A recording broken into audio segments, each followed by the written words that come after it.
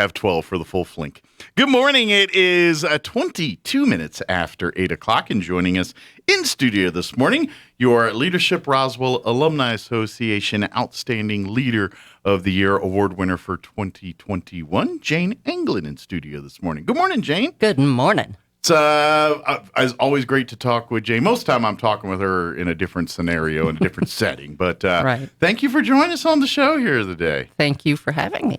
And I will tell you this right now, because I'm in Leadership Roswell as well in the Alumni Association, and I remember when we were at the meeting and they were, people were voting and deciding on, who the award winners were going to be, and when your name came up, I know there was myself and several other people. Oh yeah, that's a no question, no doubt kind of thing. Jane, for those that don't know.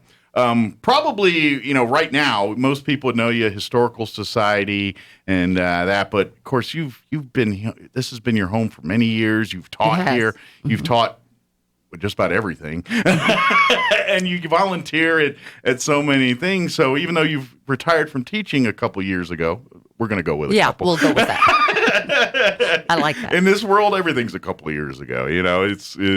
But yeah, and you've been probably.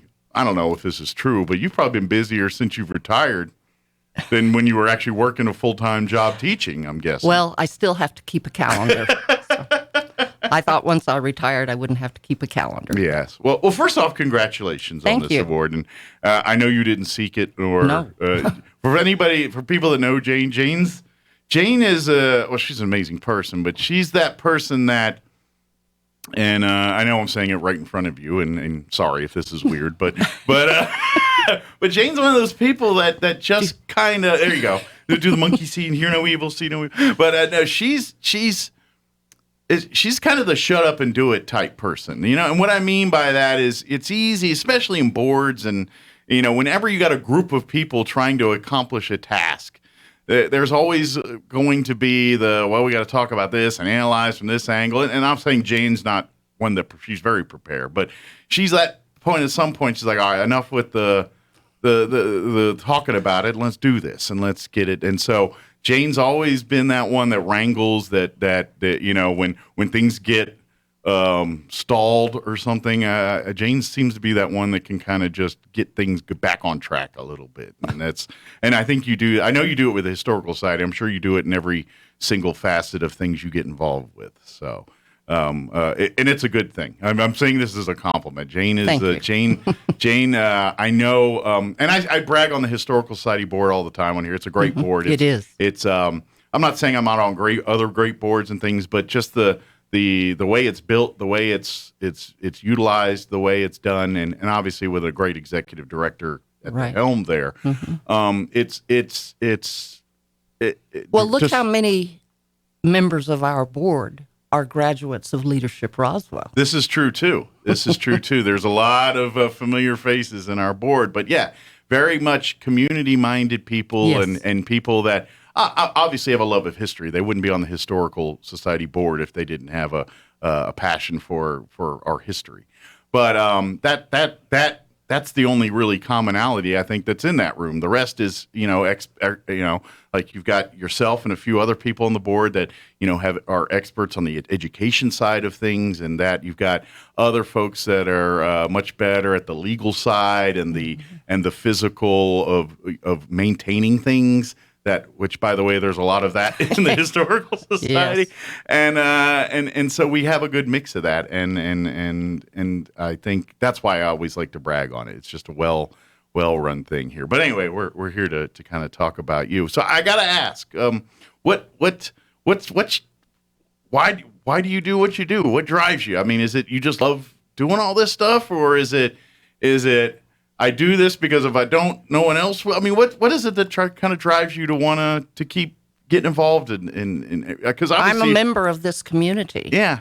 And as a member, I think it's my duty to participate. Okay. Because let's face it, I mean, you're retired. Mm-hmm. You could be like off gallivanting. I want to go see this or do this or not do this or see that, you know what I mean? Yeah. And this is that time where if you and you just continue to I would argue probably work harder now than you did when you were a teacher. But Your wife's the teacher. Yeah, you know better. I better be careful. Yes. She comes home pretty tired at the end Yes. of the day. So we did do a little gallivanting a little bit after I retired. Yeah. Bill and I took our motorhome and saw the country. We did not.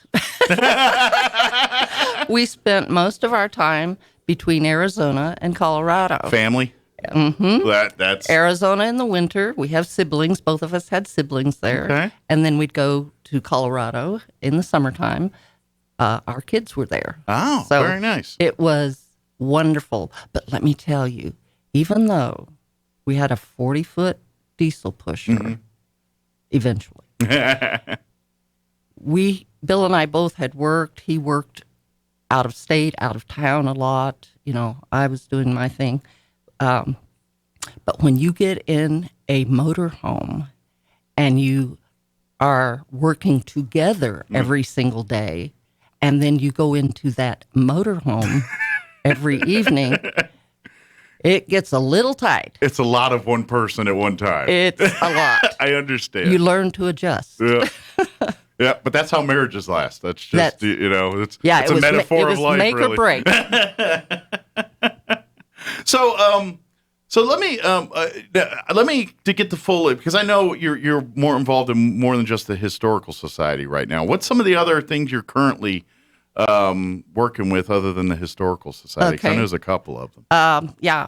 I'm just most recent past president of the Shakespeare Club. Okay. I'm in Story League, and one of the things that I enjoy the most is I tutor cadets out at Youth Challenge. Oh, cool. And of course, I'm active in my church. Yeah, I know you do a lot of stuff with the church. Grace, right? You're Yes. a member of that church and involved with a lot of the events and things that are part of that church too.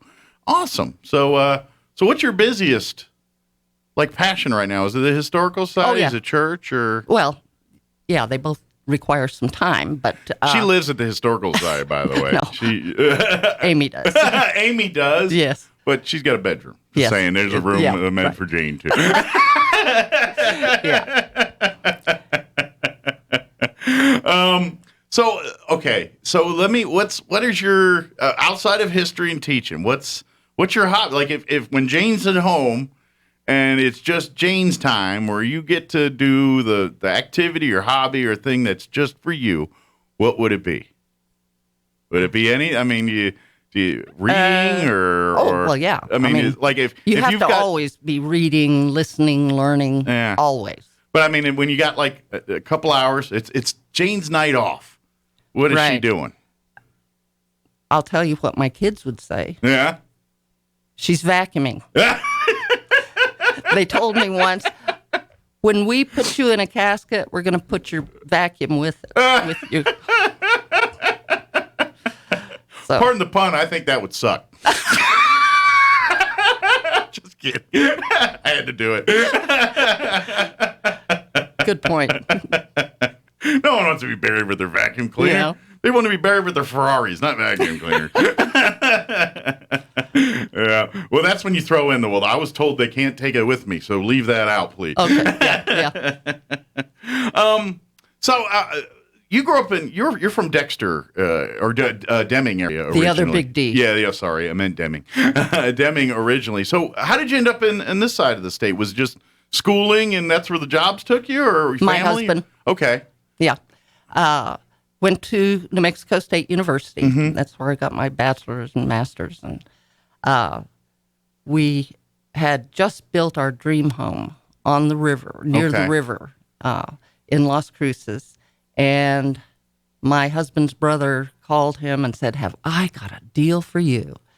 And what happened is they bought Amco transmission here, left me there to sell the new home. Run sell the brand new, my forever dream home. Yeah. And so that's how we got over here. Well, obviously it worked out. It did. Yeah. I was not real happy at first. Yeah. I was like, why? So when you were growing up, going to school and everything, was your passion always teaching then, or did that come later when you decided? No, I knew at age 12 what I wanted to do. Okay. Now, I did a little sidetracking every now and then. I thought, well, maybe I want to be a doctor because Okay. my degree is in biology. Okay. And so, yes, but having farming and ranching background, I think that just kind of That was in your blood. Endures you. Yeah, Yeah. endures you to that. Yeah. But no, I decided that if I could be an effective teacher, that is really what I wanted to do. So when you started teaching, did you start teaching science, or because I know Yes. you've taught? I mean, you taught everything at some point Well, over the career. mostly, here. yeah, science and health and English. My minor was English. Okay. Yeah. Okay. So, but would you like if someone held you down and said, "What's your favorite passion?" Would it be the science side, or would it still be history or math or something else? You know, if someone. That's an excellent question. And here's my take on that. I think that really effective teachers incorporate all subject matters. Sure. It's not isolated. Now, you may have a heading on a class card that Sure. says biology Sure. or whatever, but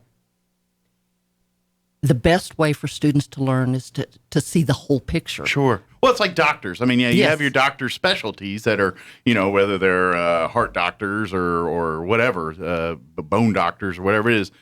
Every single doctor has a very well understanding of the rest of the body and how it works. Right. And so even though the doctor is a specialty for cancer, very familiar on how to deal with bones or how the body works. And so it's because obviously that to understand his specialty, he has to understand the big picture and how it Right. all works. And like you're saying, yeah, you could be great at science, but if you don't know how it incorporates into the history, into the math, into the And literature. English and literature and the rest of the world, then it's kind of a bunch of knowledge that may or not be useful to you. You know, Right. and you're right. Yeah, we do get compartmentalized in some of that, and sometimes we forget. Hey, there is something bigger than what's right here in front of you. It's all a piece in the big puzzle here, Right. you know, and that's true. And I had never thought of it that way, but that's a very good point that you make there. Yeah. So when you retired from teaching just a couple years ago,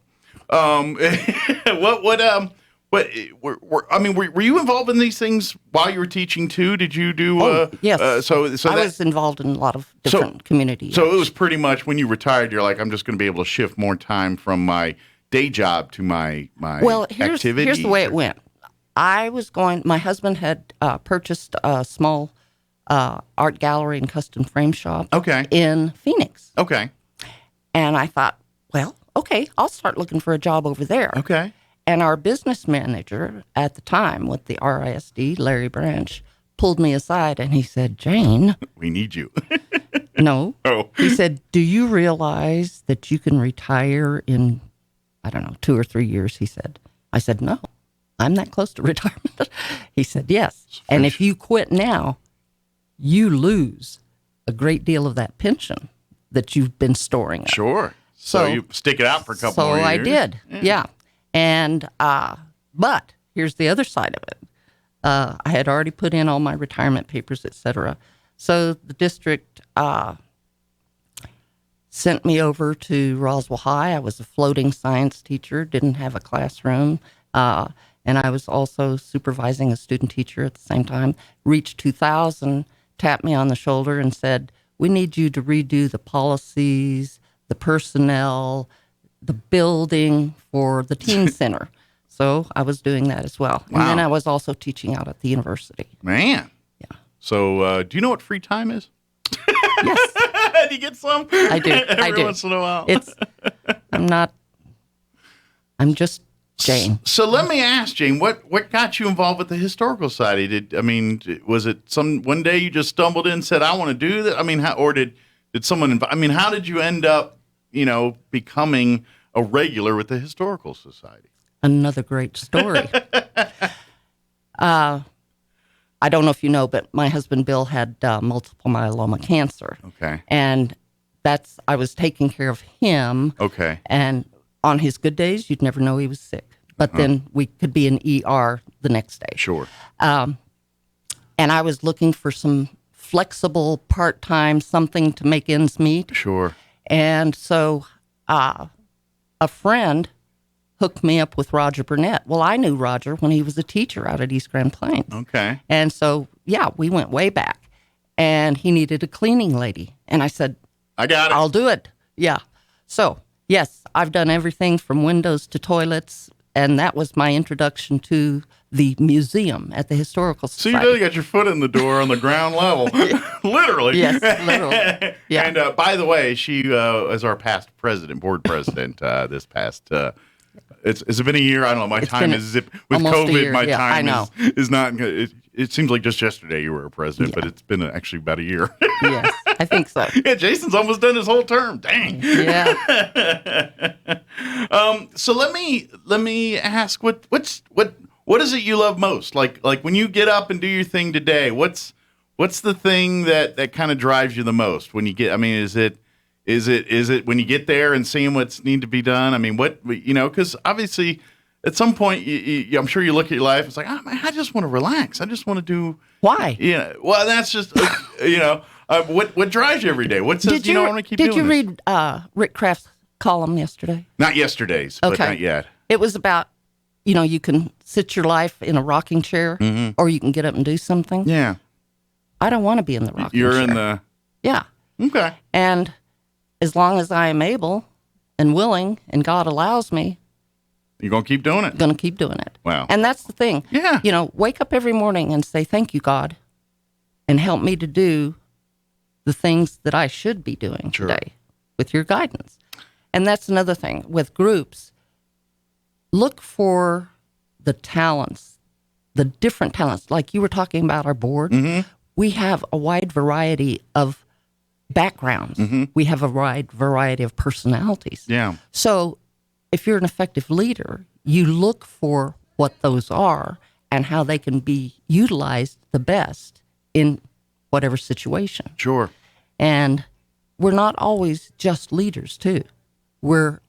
All of us are a leader at some point, and we're also followers. Absolutely. And you got to be a good follower to be a good leader. Exactly. Yeah. Yeah, that's what our Pastor Rick Hale says. Be a leader that others want to follow, and then be a follower worth leading. Sure. Well, and by the way, Jane's talking some great knowledge here with Leadership Roswell, and obviously we're talking Leadership Roswell Alumni Association with this, but hopefully this year's class is going, but I think many people should look at signing up and Yes. and taking this class. It's fabulous. It's a great class. So let me ask you, what did when it comes to your roles in leadership and things, do you feel like a lot of times you sought these things, or you just happen to be at the right place at the right time for stuff? You're reading my mind. Yeah, really. Yeah, Because I think leadership is circumstantial, sure. but it's also learned. And hence we have Leadership Roswell. Mm-hmm. Great opportunities for networking. You learn more about your community, your state. You learn goal setting, decision making. Yeah, those things can be learned. They can be taught. They Sure. can be learned. Absolutely. Well, and I think all of us have those abilities.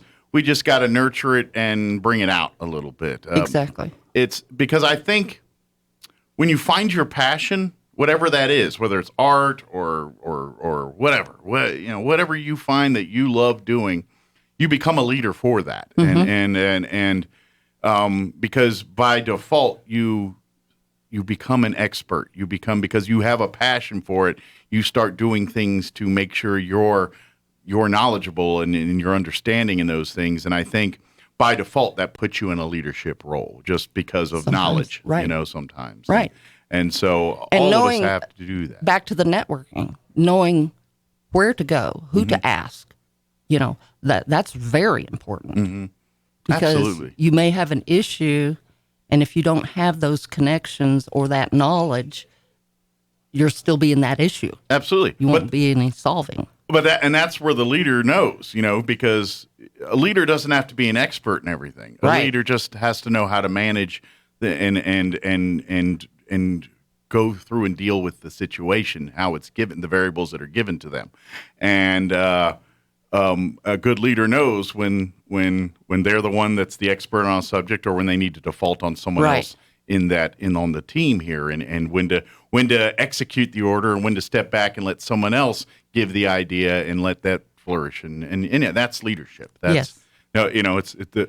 I say the Kenny Rogers of the Gambler song a lot, and then compare it to things, but really Know when to fold. that's part of leadership is know when to go in heavy, know when to back off, know when to Right. when to be aggressive, when to be more buddy or passionate, or Right. you got to know those things, and they're learned behaviors to a point. Some of it people just have the God-given Right. instinct to read a room on some of those. Others it's more of a learned trait. Others never learn these things. Right. But that is, I think, leadership 101. If you can read a room and act accordingly, that's half the battle right there. You know, it's not.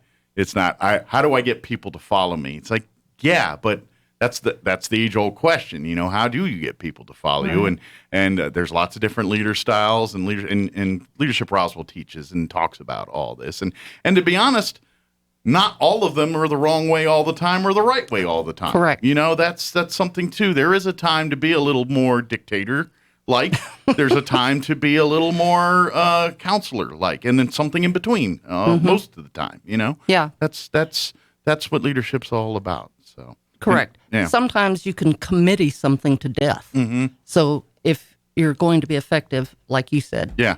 do the dictator thing and just say, this is it, we're going to do it. And I think that's where you nail it. When I was at the beginning talking about how you just have that knack to kind of, all right, it's time to stop the, whenever there's a delay or something that's kind of slowing down the process, you're that one. And I think that's the part of your leadership, and that you've gained that over the years. You're like, okay, I'm sensing we're not gaining progress now. We're just spinning our wheels. We need to get focused or get back on the task at hand here, or get recentered. And that's that.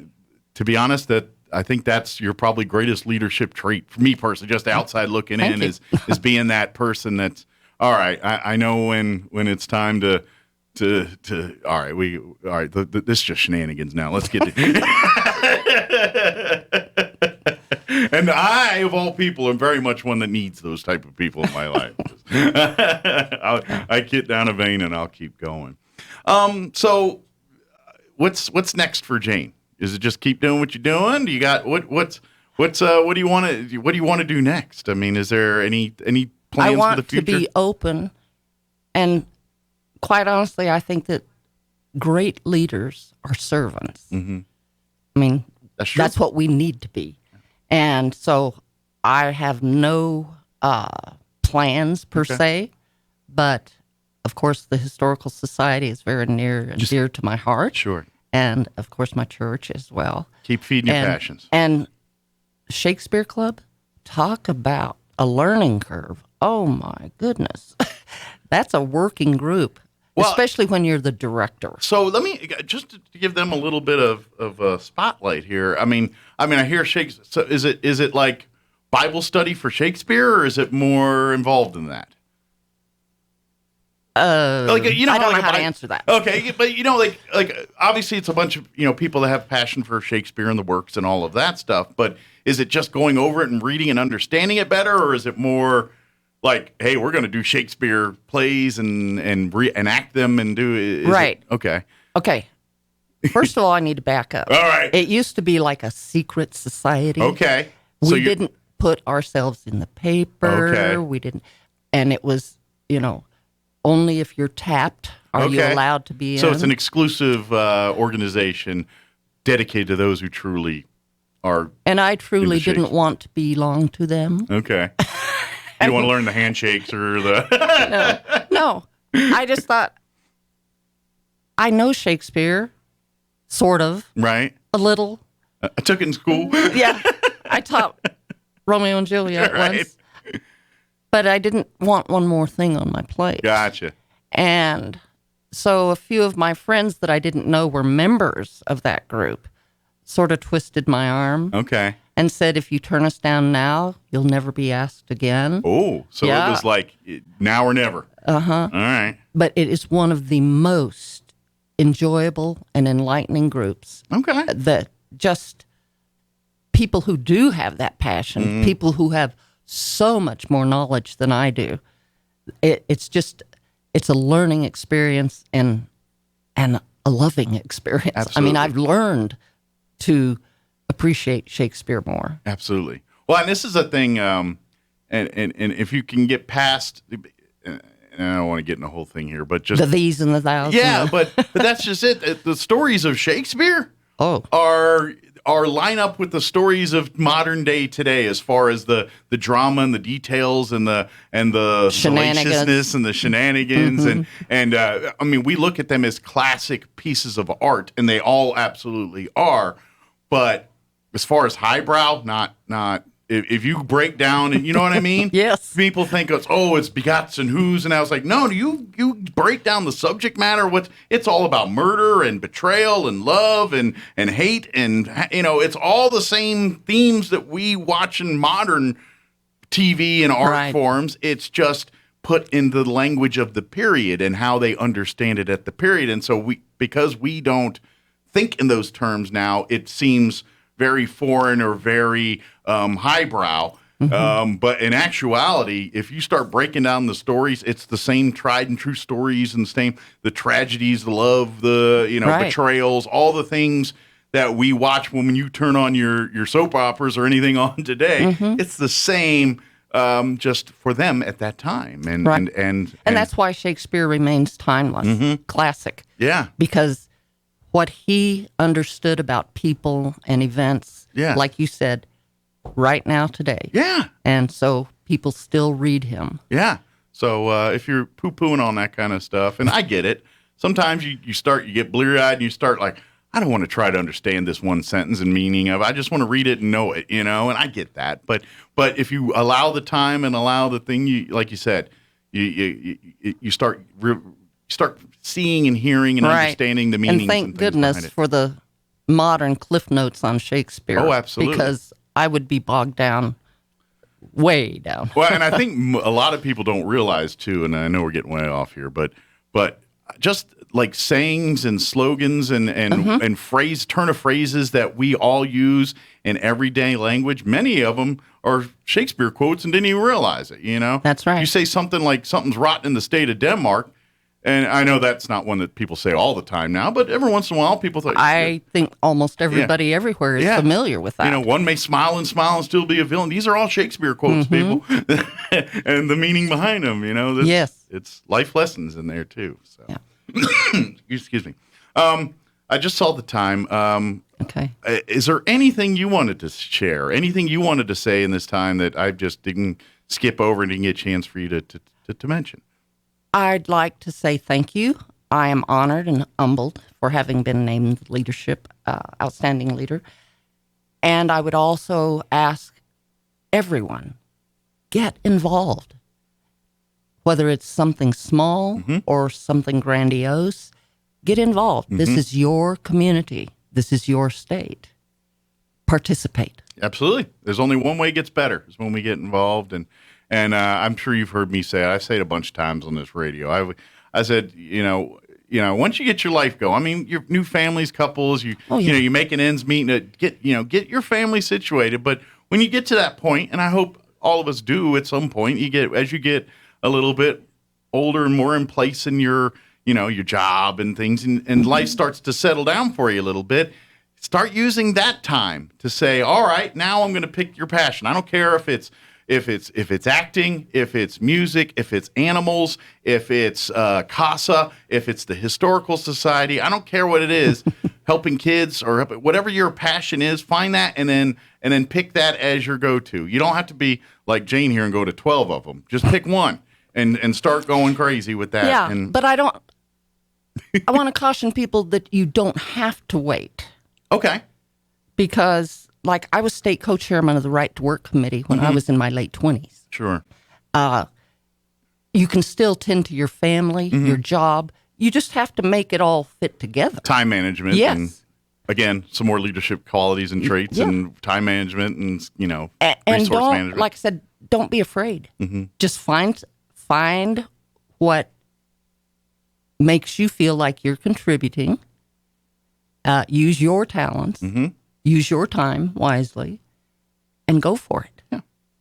There you go. Well, people, Jane is a great model and person to listen to. I mean, I invite you a come on out to the historical society sometime. People could tour, and I don't want to give too much work for Jane, but request Jane and she'll go have her take you around. She'll Yes. give you a great tour. We've been doing those customized tours, Yeah. and it's lots of fun. Absolutely. But Jane, I thank you very much. Thank you. You're an awesome person to work with and to socialize with, and I'm proud to call you a friend. And it's really it's because of amazing people like you, we have a great community, and that's the reason why. And we that's the only reason why, as far as I'm concerned. Yeah, we've got great organizations, but all of that stems because we have some amazing people here in this community, and you're one of them. And people willing to do what needs to be done. Absolutely. And thinking about what might be. Yeah, that's the thing. And it's not all sexy or glamorous,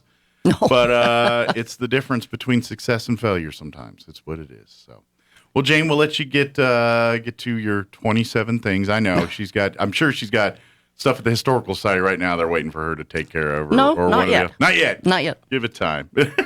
Thank you, Mike. Thank you. And you were right. It didn't hurt too bad. Go good. I tried to make it as painless as possible. That should be my new slogan. Mornings with Mike Winters. It's better than a trip to the dentist. Of course, Keon might get mad about that, but okay. Oh well. Thank you, Jane. Thank you, Mike. We'll see you again next time. Bye. It is 8:50.